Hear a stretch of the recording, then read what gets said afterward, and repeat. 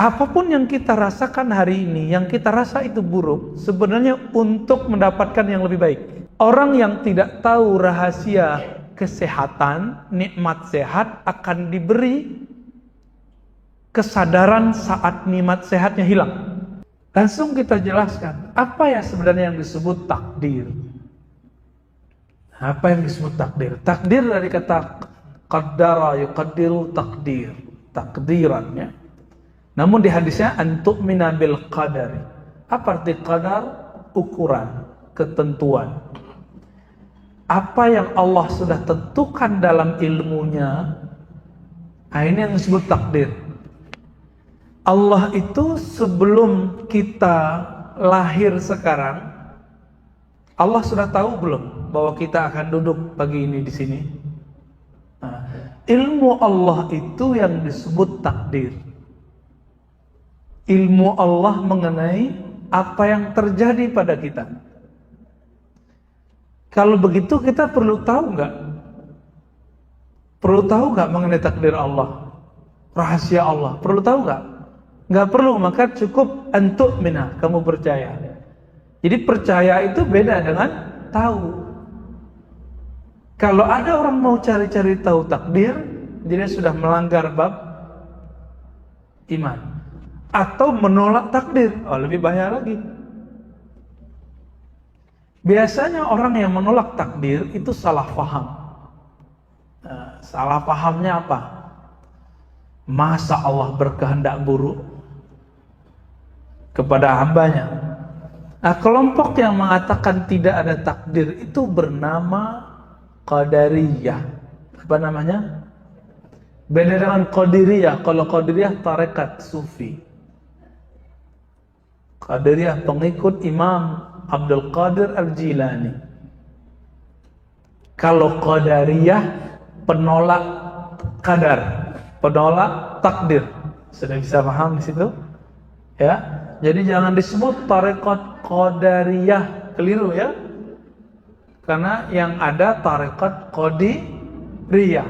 Adapun dalam bab akidah disebut dengan Qadariyah. Apa kata Yahya ibn Ya'mar dalam hadis tadi yang pertama? Awwalu man takallama fil qadar. Yang pertama kali mengkritisi bab takdir itu di Basrah, namanya Ma'bad al-Juhani. Tahu Ma'bad al-Juhani? Ma'bad al-Juhani ini konon pernah ngaji kepada Al-Hasan al-Basri bersama dengan Wasil ibn Atha dan Amr ibn Ubaid, tapi mereka kemudian bertiga menolak ada takdir. Siapa gurunya? Al-Hasan al-Basri. Imam Al-Hasan al-Basri pun kemudian menolak mereka. Makanya kemudian dalam sanad akidah orang Mu'tazilah tidak disebutkan Al-Hasan al-Basri sebagai gurunya, tapi langsung Wasil bin Atha Ma'bad Juhani itu mengambil dari Muhammad bin Ali al-Hanafiyah, itu anak Ali yang lain dari Fatimah, selain Fatimah ya. Bapak saudara makan Allah. Lalu kalau takdir itu ilmu Allah, kenapa kemudian orang banyak bahas? Kenapa orang pengen bahas? Itulah masalahnya. Karena emang kita penasaran apa yang mau kejadian besok hari. Penasaran siapa yang akan jadi presiden yang diputuskan oleh KPU. Benar nggak? Penasaran nanti jodohnya siapa, nasibnya bagaimana, semuanya kita penasaran. Seandainya takdir itu dibeberkan, maka tidak akan ada usaha. Orang nggak mau usaha apa, nggak mau survive. Lalu untuk apa takdir itu cukup diimani? Nah, sebelum diimani dulu, kita coba lihat. Sebenarnya apakah orang-orang Mu'tazilah tadi, Qadariyah tadi tepat memahami mengenai takdir? Apa takdir bagi mereka? Takdir itu ketika sang hamba itu dianggap total, jadi fatal, fatalis. Saya ini tidak bisa apa-apa kecuali Allah yang buat. Kayaknya benar ya. Kayaknya benar. Tapi itu salah juga. Ini yang ditolak oleh mereka. Nah, kelompok yang mengatakan ini disebut Jabariyah. Apa namanya? Jabariyah itu kelompok pengikut Jahm bin Safwan. Jahm bin Safwan ini mengatakan al-insan majburun. Manusia itu tidak bisa ngapa-ngapain kecuali dipaksa oleh Allah. Maka kalau ada orang maksiat, itu dia maksiat karena Allah yang menggerakkan dia. Kalau ada orang minum khamar, wah itu kehendak Allah. Gitu. Jadi dia menyalahkan Allah. Kejadian itu membuat Ma'bad al-Juhani membantah. Maka muncullah akidah Ahlus Sunnah, mau meluruskannya. Belum lagi ada orang putus asa di luar sana. Apa kata mereka? Saya kok hidup sial terus, susah terus, ya, buruk terus. Nah, orang-orang ini kebalikan dengan orang yang sukses mulu. Apa kata si sukses seperti Qarun? Ini usahaku. Nah, Qarun itu kalau boleh disebut orang yang menolak takdir pertama kali yang disebutkan di Quran. Kenapa? Ketika dia sukses berhasil, dia mengatakan ini bukan anugerah Allah, ini susah payahku. Nah, ini bedanya ya. Maka dibantah oleh sahabat-sahabat Nabi. Nah, dalam hal ini saya mau kasih contoh Bapak Ibu. Takdir itu sebenarnya baik buruk atau baik buruk itu persepsi kita. Ini contoh. Kalau saya punya toko, Bapak Ibu punya toko, kita samping-sampingan. Ketika toko Bapak Ibu laku, itu bagi saya baik atau buruk? Tergantung persepsi, Pak. Toko saya sepi, toko Bapak Ibu ramai. Itu takdirnya baik apa buruk? Takdir siapa yang lagi baik? Takdir Bapak ya? Takdir saya lagi kurang baik. Itu menurut kalau itu yang dimaksud takdir baik buruk, itu salah paham. Ya, itu salah paham. Berarti kata baik buruk itu bukan menurut Allah, tapi menurut makhluk. Contoh pertama. Contoh kedua, biar gampang Pak, biar tenang hidupnya, biar gak buruk sangka kepada Allah. Ada yang dokter gak? Atau orang kedokteran? Kalau saya sakit, itu buruk bagi saya, benar gak? Baik bagi siapa? Dokter. Bagi orang yang kerja di rumah sakit, bagi perawat, bagi yang jual obat, bagi yang ngantar kita ke rumah sakit. Benar nggak? Tapi bagi keluarga yang sakit, itu dianggap musibah. Baik menurut dokter atau pekerja kedokteran, tapi buruk menurut. Oke, berarti masalah baik buruk di mana? Persepsi, ya. Persepsi, Pak. Saya berjodoh dengan gadis cantik. Teman saya senang sama gadis itu, makan hati dia. Maka itu takdir baik bagi saya, takdir buruk bagi dia. Kalau itu yang disebut takdir baik buruk, terlalu naif kita ya. Namun jika itu yang disebut takdir baik buruk, maka wajar Abu Hurairah menyebutkan hadisnya, antu'mina bil qadari kullihi. Kamu percaya takdir semua, tidak disebut baik dan buruk. Sedangkan Ibnu Umar mengatakan kamu mempercayai takdir baik atau buruk. Maka di sini ada kemungkinan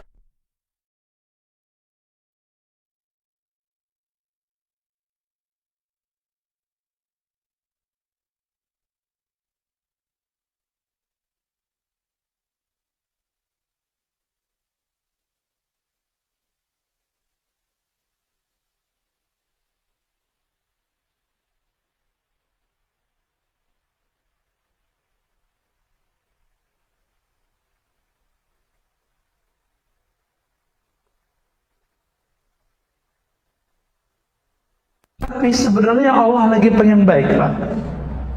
Ya, ini contoh. Kalau saya lagi sakit, tadi gimana? Itu buruk bagi saya, baik bagi dokter. Tapi apakah semua sakit itu buruk? Enggak juga. Ya, banyak sakit itu baik. Maka Nabi memberikan sebuah penjelasan. Minimal ada 2 hadis. Apa kata Nabi? Ya ajaban li amril mu'min. Sungguh ajib, sungguh luar biasa, menariknya, uniknya nasibnya orang beriman, keadaannya orang beriman. Kenapa? Ini pada beriman kan semua? Ya, beriman kan nih? Ya, jawab yang kenceng dong.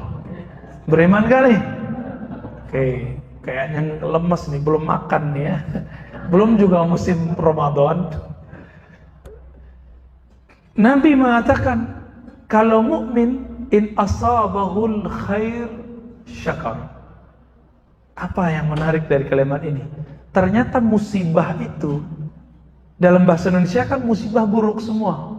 Tapi dalam hadis, dalam Al-Quran, musibah itu ada baik dan buruk. In asabahu khairun. Jika dia dapat musibah kebaikan, tuh. Apa arti musibah? Musibah bahasa Arab sesuatu yang mengenai kita atau sesuatu yang kita alami. Itu disebut dengan musibah. Jadi nggak mesti buruk. Dalam bahasa Arab kata musibah tidak mesti buruk, tapi dalam bahasa Arab belakangan baru disebut buruk, masaib, musibah. Tapi dalam mustalah Quran, musibah belum tentu buruk. Dalam mustalah hadis, dalam istilah-istilah kenabian, bisa jadi musibah itu baik. In asabahu khairun atau al khairun. Jika dia dapat musibah kebaikan atau jika dia ditimpa kebaikan, dia mendapatkan kebaikan, syakara, dia bersyukur. Orang mukmin itu imannya dibagi 2, Bapak Ibu. 1 syukur, 1 sabar. Kalau dia enak terus, imannya baru separuh. Maka perlu ada penyempurnaan iman. Bagaimana caranya? Allah kasihlah musibah keburukan.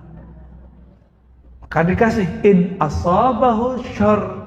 Jika dia mengalami keburukan, sakit, rugi, ya, makan hati, ya, bener ya, Bang Danu makan hati nggak?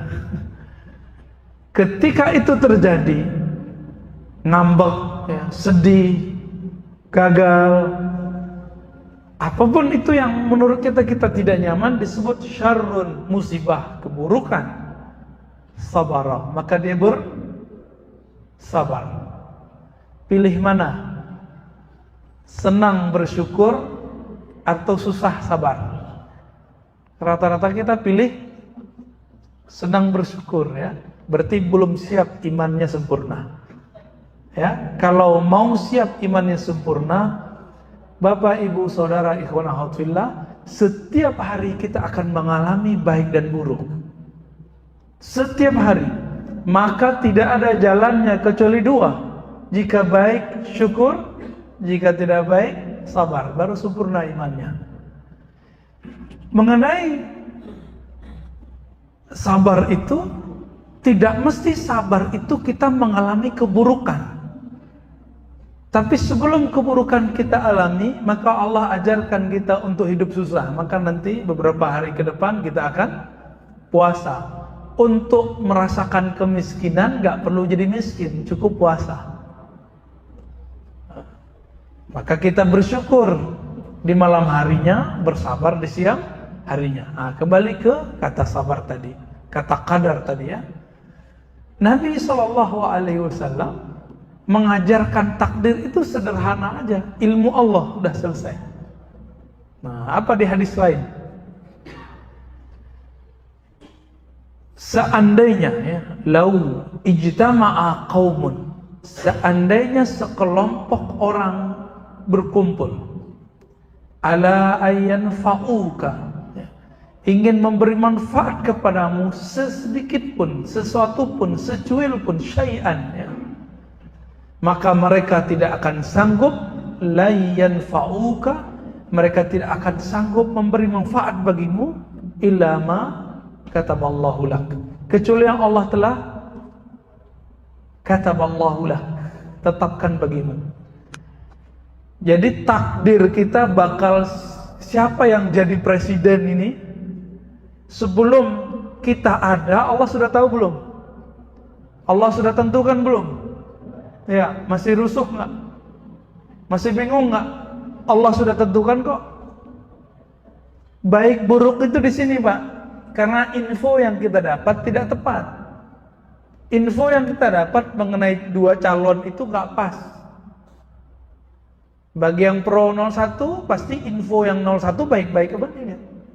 Info tentang 02 pasti buruk-buruk sama dia. Begitu juga sebaiknya yang pro 02, info yang dia dapat mengenai 01 pasti buruk terus. Ini yang kemudian mempengaruhi cara berpikir. Nah, maka hati-hati di situ. Ya, ini sekarang Pak, kita buka WA, kita buka TV, seakan-akan Indonesia bahkan dunia Islam itu lagi mengalami takdir yang buruk. Padahal kita lebih enak hidup dari zaman-zaman sebelumnya. Walaupun zaman sekarang juga susah. Dulu di zaman-zaman masa diktator, masa Orde Baru, hidup susah sekali Pak. Tapi kita bersyukur karena kita nggak dapat berita-berita aneh-aneh itu. Sekarang sesusah-susah orang, pulsanya masih aktif, ya, internetnya masih jalan, makannya masih 3 kali sehari, ya kan? Tapi karena kita dapat asumsi-asumsi yang tidak pas, akhirnya orang kalau tidak senang, merasa susah, dia akan mencari, kalau dia belum dewasa, dia akan mencari kambing hitam. Kambing hitamnya kalau dulu zaman-zaman Khairul Anwar, Pak Khairul Saleh yang buat puisi Aku itu ya, menyesal jadi orang Indonesia. Ya, Khairul Anwar ya. Itu kan ungkapan nggak menerima takdir. Ya, jadi puisi. Jadi puisi, Pak. Nggak terima, salahkan negeri ini kok lahir di sini. Menyalahkan itu kan menyalahkan Allah Ta'ala. Maka saya nggak suka Pak puisi itu. Walaupun isinya ada positifnya, tapi sudah menjurus ke mana? Sudah menjurus ke menyesali takdir. Siapa yang menetapkan kita harus jadi orang Indonesia? Allah. Mungkinkah Allah berkeinginan buruk bagi hambanya? Enggak mungkin. Seburuk-buruknya itu pendapat kita, tapi di sisi Allah pasti baik. Nah, dalam akidah Ahlussunnah, Allah itu berkehendak sesukanya, meskipun menurut kita itu buruk, maka disebutlah takdir buruk dan takdir baik. Tapi di sisi Allah semuanya baik. Nah, kembali ke yang tadi, kalau ada orang sakit itu buruk bagi siapa yang sakit, tapi bagi dokter. Jadi takdir itu turun brek satu, itu baik semua. Coba kalau nggak ada orang sakit Pak, fakultas kedokteran itu jadi fakultas sial, ya. Fakultas kutukan. Tapi hari ini kan semua kita pengen anaknya mungkin 1, 2 atau yang sudah punya anak nggak kedokteran pengen menantu dokter, ya kan? Kenapa? Karena kesannya orang yang bekerja di kedokteran atau dokter punya fulus banyak, kan begitu. Jadi kita ini mengukur kebaikan itu udah keliru. Bagi kita baik itu duitnya banyak, sehat-sehat terus, gitu ya. Nah, coba kita lihat. Nabi SAW ketika mengatakan, jika orang mukmin itu ditimpa keburukan, dia bersabar. Wassabru khairul lahu. Sabar itu baik bagi dia. Artinya musibah itu sebenarnya tetap baik bagi orang yang dapat musibah. Sebenarnya tetap baik Pak. Saya yakin nih di antara Bapak yang hadir ini ada yang asam urat, ya, ada yang kolesterol, ada yang hipertensi, ya nggak? Ada yang sakit gula, ada yang sakit dompet, ya, macam-macam. Semua itu kita salahkan Allah atau salahkan diri sendiri. Nah, maka dalam bab takdir kita percaya bahwa Allah pasti punya rencana baik.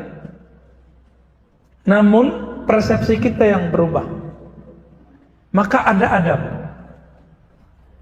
Ketika Nabi Khadir, ya, bukan Nabi Khidir. Di Quran itu Khadir atau dalam hadis Khadir, ya. Nabi Khadir dalam bahasa kita Khidir membunuh dan melobangi kapal, ya, dan kemudian menegakkan tiang rumah. Nabi Musa bertanya 3 kali dan mengingkari. Membunuh orang itu baik atau buruk?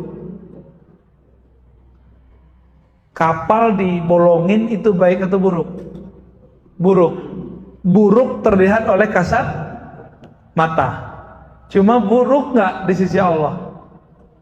Kita cek, ya. Akhirnya Nabi Khadir cerita. Nah, ini kita ambil satu aja, yang kapal, ya, yang kapal. Kenapa aku melobangi kapal?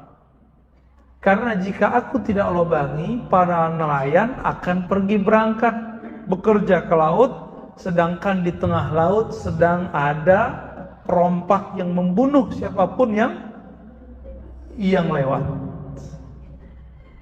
Kayaknya gak bener, tapi ternyata lebih bener. Nah, ini ada rahasia di situ. Apapun yang kita rasakan hari ini, yang kita rasa itu buruk, sebenarnya untuk mendapatkan yang lebih baik. Apa kata Imam Ibn Athaillah? Orang yang tidak tahu rahasia kesehatan, nikmat sehat akan diberi kesadaran saat nikmat sehatnya hilang.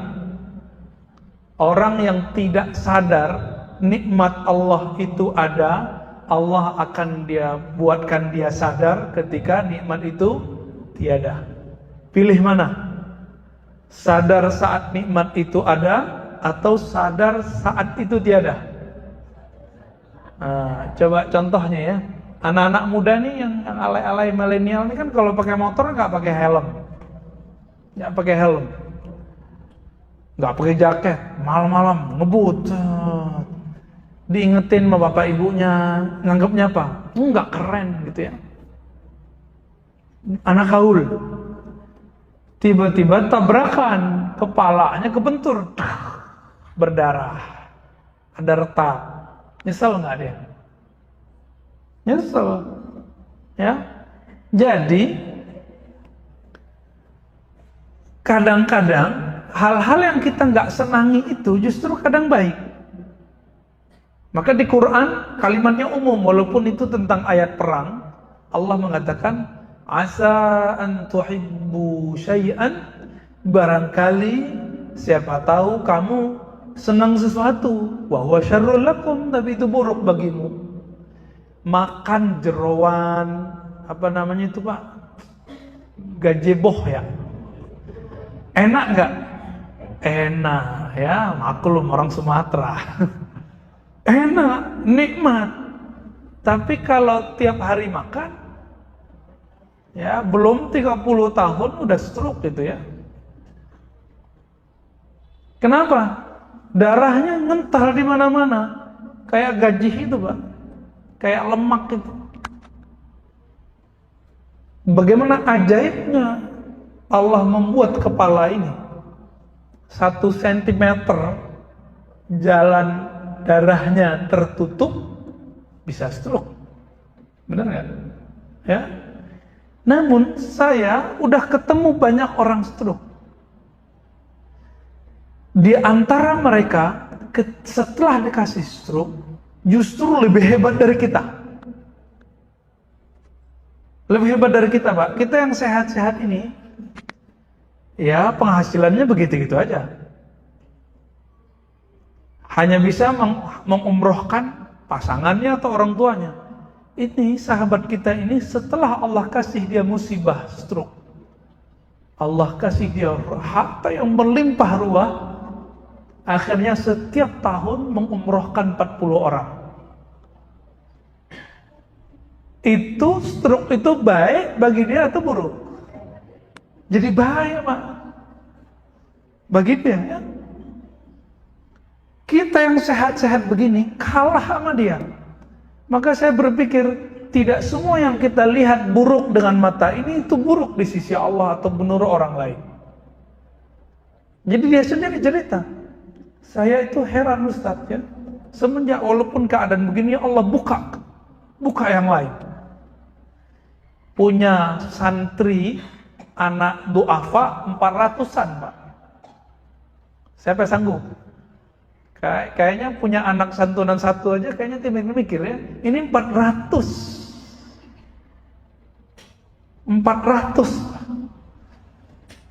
Allah berkahi hidupnya.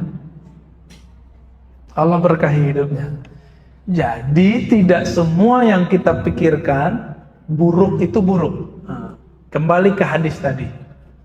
Ketika Nabi bersabda, "Antu'mina", kamu percaya kepada takdir Allah, ketentuan Allah.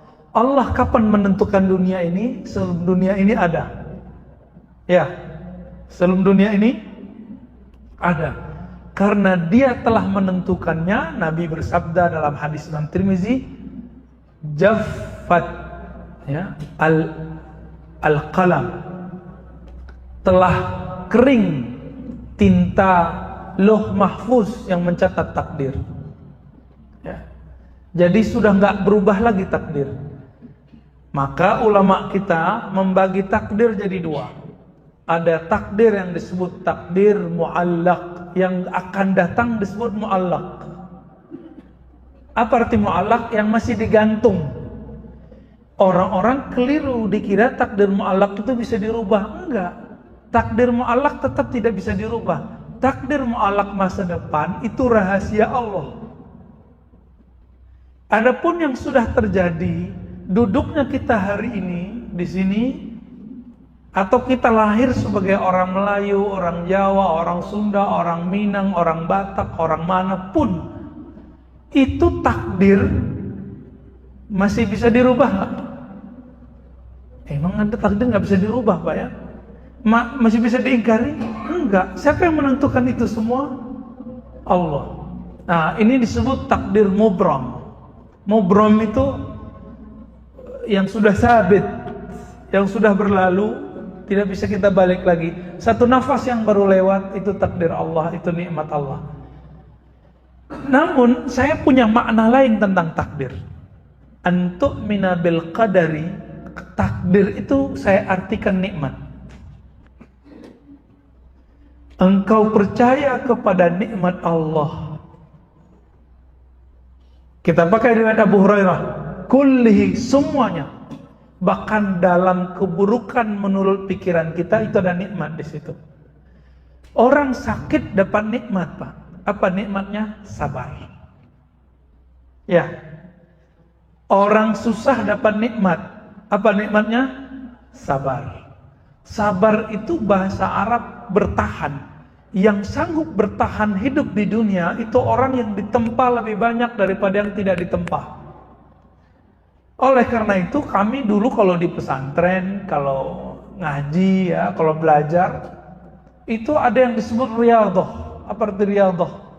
Latihan hidup sederhana. Maka kalau anak kita khawatir anak kita nggak sanggup menghadapi hidup, santriin dia, Pak. Karena di pesantren ada namanya puasa Senin Kamis, ada puasa Zulhijjah. Kita dilatih untuk mengurangi makan. Contoh lain,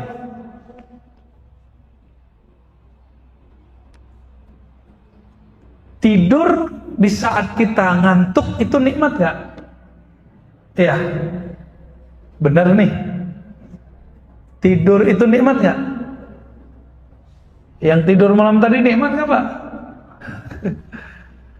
Oke, ini kayaknya gak sadar kalau tidurnya nikmat ya. Kalau ada orang nggak bisa tidur, kita sebut penyakitnya apa? Insomnia. Menurut yang sakit, dia lebih dapat keburukan. Bapak Ibu yang mulakan Allah, saya pernah cerita berkali-kali, Sufyan bin Uyainah bertemu bidadari di mimpinya, tidak bisa disentuh. Kenapa? Kurang maharnya. Si bidadari mengatakan apa? Mas Sufyan, maharmu ketinggalan. Apa? Tahajud malam hari. Maka dia bangun, lalu dia berkata, bersumpah, demi Allah aku tidak akan tidur lagi malam hari.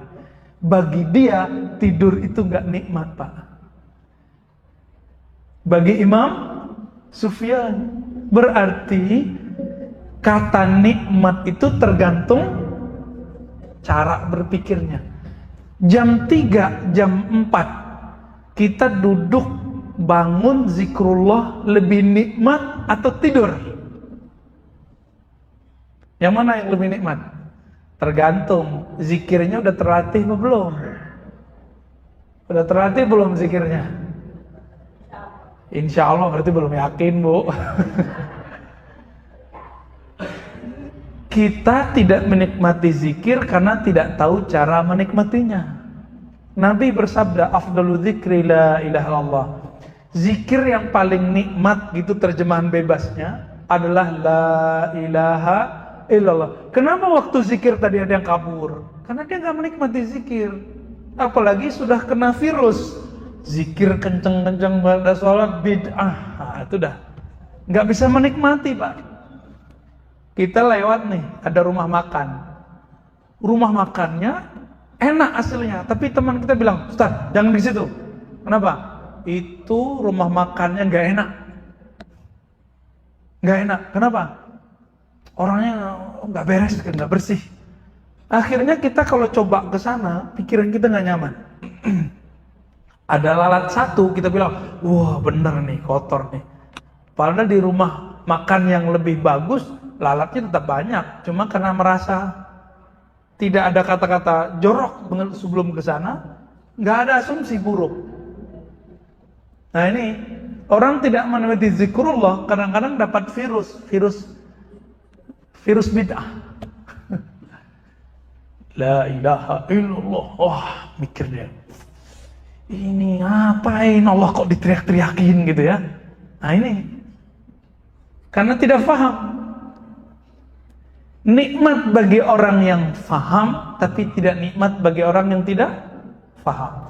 Maka kenikmatan dalam memahami takdir itu tergantung ngajinya ke orang yang tepat. Ya, belajarnya kemana? Nabi itu mengajarkan untuk menikmati semua takdir. Apa kata beliau? Jika dapat baik, syukur bagus baginya, baik baginya. Jika dapat keburukan, sabar baik baginya. Baik itu nikmat. Baik itu nikmat. Jadi mulai pagi ini silakan nikmati takdirnya ya. Menikmati takdir beda dengan menunggu takdir. Rezeki contohnya. Rezeki itu kata Ali bin Abi Thalib radhiyallahu taala anhu, kadang kamu yang mengejarnya, kadang dia yang mengejarmu. Setiap hari Pak begitu. Sebagai contoh, kita punya toko. Di toko kita cuma nunggu. Benar nggak? Nanti siapa yang datang?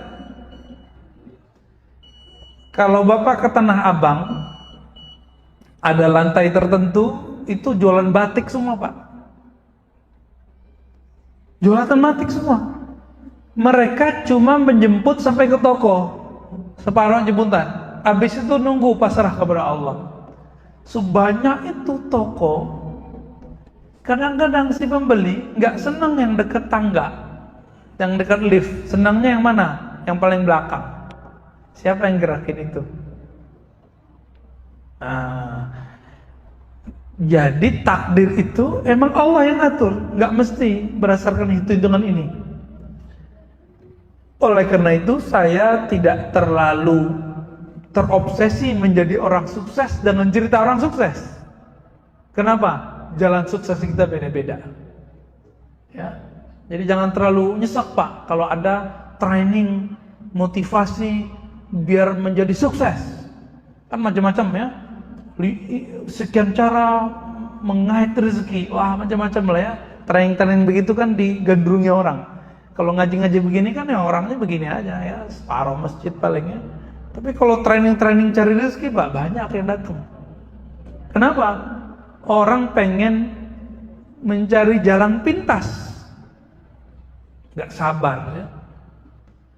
Nah, Bapak Saudara makan Allah, maka boleh kita simpulkan bahwa mengimani takdir itu artinya mengimani, mempercayai ilmu Allah, bahwa Allah telah menentukan sesuatu bagi kita. Baik buruk itu persepsi, tapi di sisi Allah semuanya baik. Jika kita beriman, maka tidak ada kata buruk, semuanya jadi baik. Ya, itu akidah Ahlussunnah yang kita yakini dari dulu sampai hari ini. Begitulah Rasulullah, begitulah para sahabat. Kira-kira begitu Bapak Ibu. Ada diskusi Ustaz? Fadhal. Mana nih Pak Ustaz Alnaf? Bang Adi, silakan. Mau tanya jawab? Apa cukup?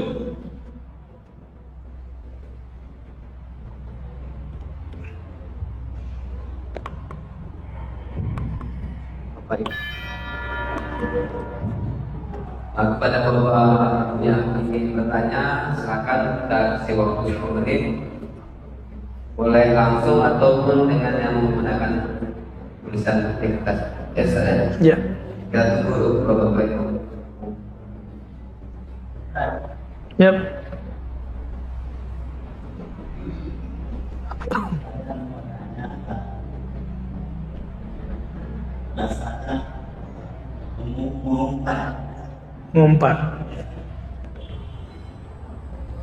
Mengumpat itu maksudnya mencaci atau mengatakan sial. Mengatakan sial ya. Ya, itu ekspresi orang yang tidak ridho kepada takdir. Dalam hadis Nabi dikatakan orang pengen masuk surga itu ada cara mudahnya. Katakan setiap pagi, raditu billahi robba, aku ridha Allah sebagai Rabbku, penentu takdirku. Orang kalau sudah ridho itu munculnya dari cinta. Kalau sudah cinta, masakan pasangan kita kurang enak, kita pecahin nggak Pak gelasnya? Piringnya? Atau kita sabar aja? Ya? Nabi karena cinta kepada istrinya, kalau istrinya masak kurang enak, beliau diem aja. Tapi kalau enak bilang, oh top. Ya, nggak ngumpat. Maka ciri-ciri orang yang cintanya tidak sempurna, tidak tulus, suka mengumpat. Ngaku cinta Allah, tapi ngumpat takdir Allah. Nah, ini ciri-ciri orang nggak terima takdir, Pak. Oh, Ustaz, hidup ini pahit. Saya sering Pak dengar orang ngomong gitu. Hidup ini pahit, hidup ini susah. Hidup ini nggak akan susah sampai kita ngomong begitu. Contoh ini, ada 2 orang perempuan, sama-sama alumni satu sekolah.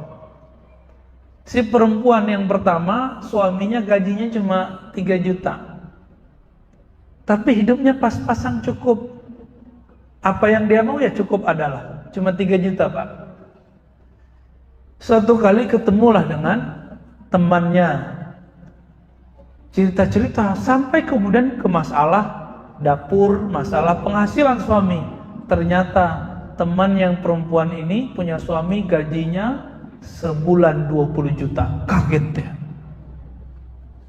Ceritalah teman yang kedua, suamimu payah. Masa hari gini cuma 3 juta makan teri gitu ya.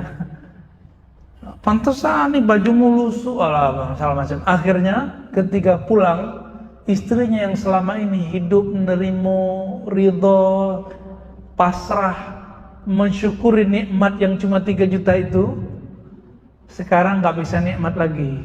Kenapa? Kena virus barusan. Ya. Maka kalau ngobrol sama orang sukses, jangan ngobrol tentang penghasilannya, tapi semangatnya aja, Pak. Karena kalau ngobrol sama penghasilannya, kita nyesek di sini. Itu. Ya. Ini contoh bahwa baik buruk itu di sini masalahnya. Pikiran kita. Disitulah datangnya umpatan. Ya. Ada sebuah hadis, la yughayyirul qada illa du'a. Sebelum ada yang nanya ya, kayaknya ada yang mau nanya itu tapi malu. Tidak ada yang merubah takdir kecuali doa. Salah terjemah itu. Hadisnya gimana? La yughayyirul qada, bukan qadar. Tidak ada yang merubah qada illa doa, kecuali doa. Apa arti qada? Qada itu ketetapan atau kehendak Allah. Kecuali doa. Nah, masalahnya doa itu sendiri siapa yang menggerakkan? Allah. Jadi sebenarnya tidak ada perubahan, yang ada itu Allah setting orang supaya dia punya usaha. Maka antara manusia dan takdir atau qada itu ada yang disebut laha ma kasabat wa alaiha maktasabat. Ya, surat apa itu? Al-Baqarah. Bagi manusia jiwanya ada yang disebut kasab. Apa arti kasab? Kesadaran manusia berbuat untuk menjalani takdirnya. Maka takdir boleh kita ilustrasikan. Ini ilustrasi, bisa salah bisa benar, tapi ini mendekati kebenaran. Allah kasih takdir saya, Bapak Ibu ini dikasih rating 1 sampai 10. 1 sampai 10. Kasab usaha itu saya pilih berapa? Saya jemput rezeki saya berapa? Saya jemput 1 atau 2 atau 3 atau 4 atau 5 atau 10. Orang-orang yang menjemput rezekinya lebih rajin, maka takdirnya terasa oleh orang lain lebih baik. Orang yang sukses itu emang dia sesantai kita hidupnya? Enggak kan? Mereka yang usaha, jadi pengusaha itu kalau perlu sehari itu bukan 24 jam. Kalau bisa 25 jam. Tidur aja sampai mimpi kepikiran itu. Maka Imam Ibnul Jauzi mengatakan, para petani kerjanya berat untuk fisik, tapi pikirannya nyaman, maka tidurnya ngorok keringetan enak, Pak. Orang pedagang pengusaha kerja badannya ringan, naik mobil bagus, tapi pikirannya berat, Pak, susah. Makanya sering orang mengalami ya susah tidur itu di situ. Ya, jadi wajar kalau mereka laha ma kasabat, orang dapat apa yang dia usahakan. Yang dia usahakan itu tidak akan lebih dari apa yang ditentukan oleh Allah. Gitu maksudnya. Walaupun kita sudah, kata orang Jawa ya, ngoyo gitu ya. Walaupun kita bersikeras mau, kalau Allah kemudian tidak mau, gak jadi, Pak. Kita bersikeras, orang yang kita coblos kemarin jadi presiden, kalau Allah gak mau, kembalikan ke surat 3 ayat 26. Apal kan? Kulillahumma malikal mulki tu'til mulka man tasha wa tanzi'ul mulka mimman tasha wa tu'izzu man tasha wa tudhillu man tasha. Katakanlah hai Muhammad, katakanlah hai pengikut Muhammad sallallahu alaihi wasallam, Allahumma, ya Allah, engkaulah malikul mulk, engkaulah raja di raja, maha penguasa alam semesta. Tidak ada satu penguasa pun di bumi kecuali dengan takdirmu. Sebelum kita nyoblos ini sudah ditentukan nama Allah, sudah. Dan disebutkan di situ, tu'til mulka man tasya, hanya engkau yang memberikan kekuasaan kepada siapa yang engkau kehendaki, bukan rakyat, bukan KPU, bukan. Enggak kok. Ya. Di zaman Soeharto siapa yang angkat presiden? MPR, Pak. Walaupun ada kita milih, tapi yang kita pilih kan calon wakil rakyat. Nanti orang-orang MPR yang angkat. Sekarang katanya rakyat memilih, ya KPU lah, macam-macam. Itu untuk merusak cara berpikir tentang takdir, bikin rusuh. Akhirnya kita mikir apa? Indonesia kok gini-gini amat gitu ya. Padahal negeri kita masih lebih enak Pak daripada Irak, Suriah yang sudah hancur. Juga karena masalah demokrasi. Masalah milih-milih ini juga. Jangan sampai ini terjadi di negeri kita yang kita cintai ini ya, terjadi kerusuhan. Begitu, Pak. Ya.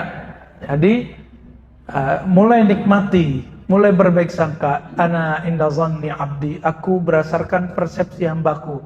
Maka bayangkan hari ini, yakini hari ini Allah selalu berbuat baik. Pasti yang tumbuh syukur. Jika kurang di luar ekspektasi, yang tumbuh sabar. Ya. Besi, logam jadi pisau yang bagus kalau banyak ditempa atau sedikit ditempa.